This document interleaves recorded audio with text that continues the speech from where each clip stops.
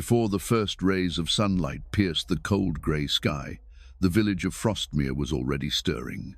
Inside a small wooden cottage with a straw roof and mud-packed walls, Aldrich, a weathered peasant in his 40s, groaned as he rose from the hay pile that served as his bed. The rickety door creaked with the wind, and a thin layer of frost clung to the inside of the walls. Even his eyebrows glittered with ice crystals. No fire burned, yet only the cold breath of winter drifting through the air like a ghost. Beside him, his wife Elsbeth pulled the threadbare wool blanket tighter around her shoulders. Their children, Ansel and little Greta, lay curled beneath layers of old tunics and moth-eaten cloaks, snuggled together like kittens in a pile of hay. The floor beneath them was dirt, packed tight over the years, but now it felt like stone, hard and biting. The wind howled outside. Overnight, snow had fallen, covering the thatched roof and drifting into every gap, not stuffed with straw and dung. The house wasn't much in room, one fire pit and a hole in the roof for the smoke to escape, though most of the time it lingered inside to sting your eyes. But it was home. Aldrich moved carefully. Any fast motion sent cold needles through his joints. He knelt by the smouldering ashes of last night's fire, praying the embers hadn't died. If they had, he'd need to carry fire from old Brother Torben's house, half a mile down the snow-covered path, and he had only one hollowed-out turnip to keep the coal alive. With careful fingers, he sifted through the ash and found a warm ember still glowing, still alive. "Thank the Lord," he whispered, feeding it dry straw and a few twigs he had stashed beneath the sleeping hay. The fire caught slowly, grudgingly, like a stubborn old mule butt it caught. Elsbeth, still wrapped in layers of wool and linen, began to prepare a morning stew, just water, onions, and a shriveled parsnip, but it would warm their bellies. Ansel brought in the kindling, his face red from the cold, while Greta helped shake out the hay bedding, sending a startled mouse scurrying for shelter. No one complained. To complain was to waste. Breath-hand breath meant warmth.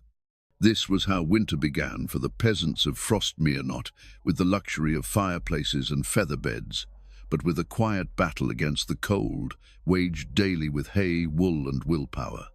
It was a life marked by simplicity, hardship, and quiet resilience, and though the season was harsh, the people were harder still. Aldrich sat beside the fire, holding his hands over the meager flames. Outside, the sun barely rose, casting pale gold over the white hills. He smiled slightly. They had survived another night.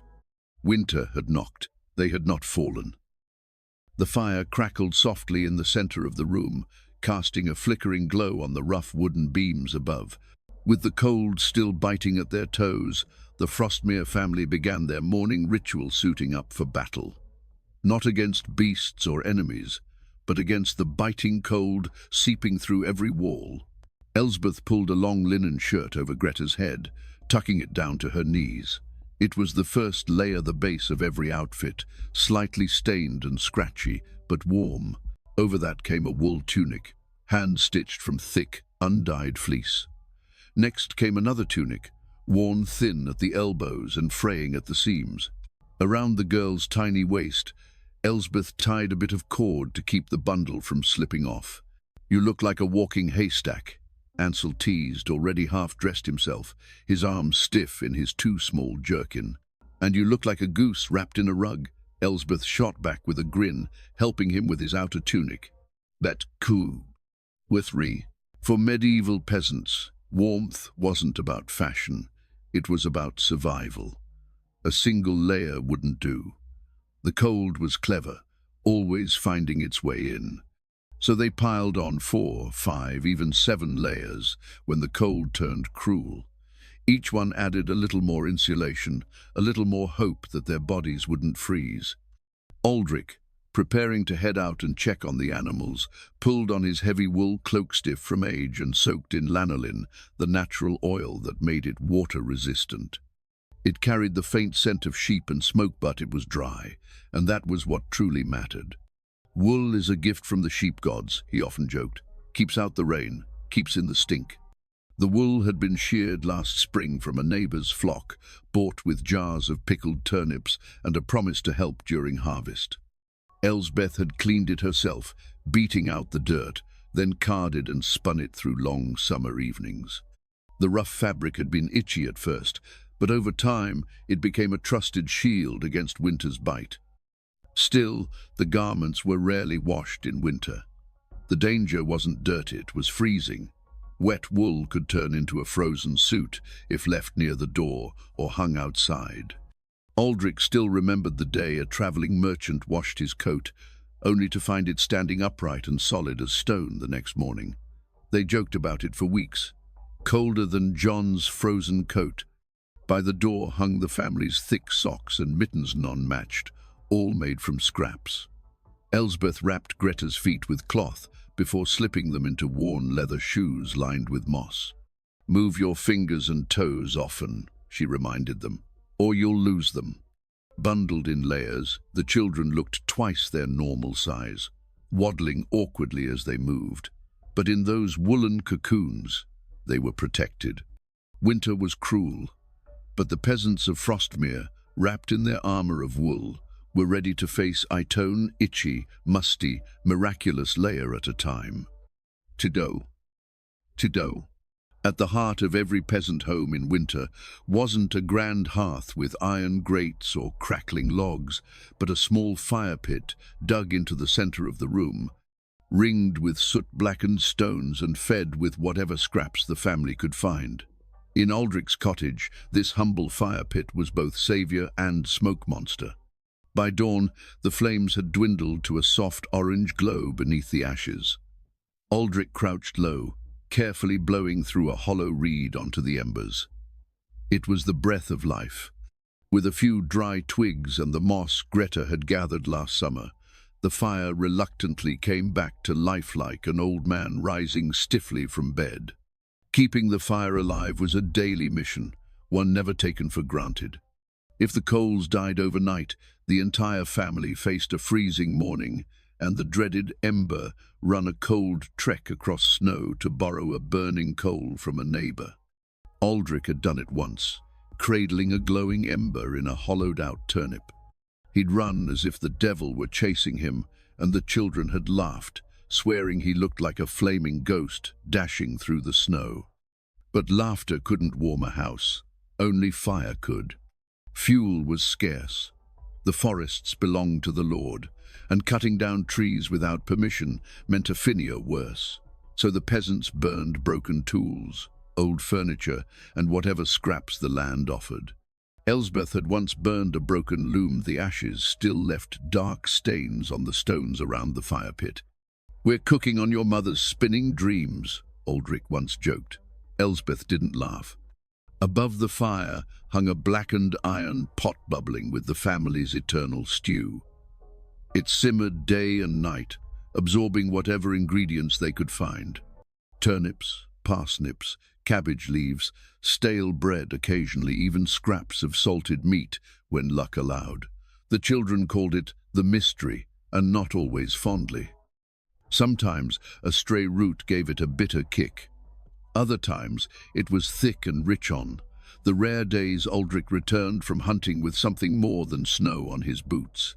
Once, Ansel dropped in a handful of dried herbs by accident, and for a whole evening the cottage smelled like a summer meadow. It was around this pot that the family gathered each evening. They'd share tales, shiver, laugh, cough through the smoke, and dip their wooden spoons into the stew, hoping for something new. The fire wasn't just for cooking, it was their protection. The constant smoke drove away fleas, warmed the rafters, and preserved the beams with thick layers of soot. It filled the house with a smoky haze, yes, but also with life. And so, night after night, Aldrich and Elsbeth took turns tending the coals, whispering to the fire like an old friend, feeding it with bits of wood, dry straw, and silent prayers. For without fire, there was no warmth. Without warmth, there was no survival. And in Frostmere, survival was the only goal. When snow fell thick and deep, and the wind turned sharp enough to slice through cloth and skin, The peasants of Frostmere turned to their most unlikely source of warmth, not blankets or bricks, but animals. Inside Aldrich's cottage, winter brought a strange kind of organized chaos. At nightfall, the barnyard moved in. Chickens perched on ceiling beams, a pig snored beside the door, and the family's one cow, Bessie, settled herself into a corner lined with straw. Her breath rose in gentle steam, and the straw around her was noticeably warmer. Elsbeth often joked, "She gives milk in summer and warmth in winter." It was a practical choice, not a pleasant one. With no insulation and only a small fire pit to fight the cold, body heat mattered. A full-grown cow could produce as much warmth as a small fire, enough to keep toes from turning black. The pigs, smaller but full of energy, were like little furnaces, always burrowing deep into the straw. Chickens, though noisy, were like feathery foot warmers. Of course, it wasn't without its challenges. Mealtimes were often interrupted by the snout of a curious pig, and stepping into dung in the dark was an all-too-common mishap. The children had to be careful not to trip over a sheep or startle a rooster into midnight song. Low wooden fences were meant to separate people from animals, but in truth, the animals paid no mind. They went where they pleased. Still, the benefits outweighed the inconvenience. Surprisingly, the animals offered more than warmth. Their breath added moisture to the air, raising the humidity just enough to make the cold feel less brutal. Even the sounds they made, soft clucks and the occasional grunt, brought a strange sense of life and comfort to the home. On the coldest nights, Aldrich would fall asleep to the steady breathing of his children, the crackling of the fire, and the soft lowing of Bessie the cow. It wasn't a palace, it wasn't even quiet. Yet it was alive, it was warm, and it was enough. And in the frozen grip of a medieval winter, enough was a rare and precious thing.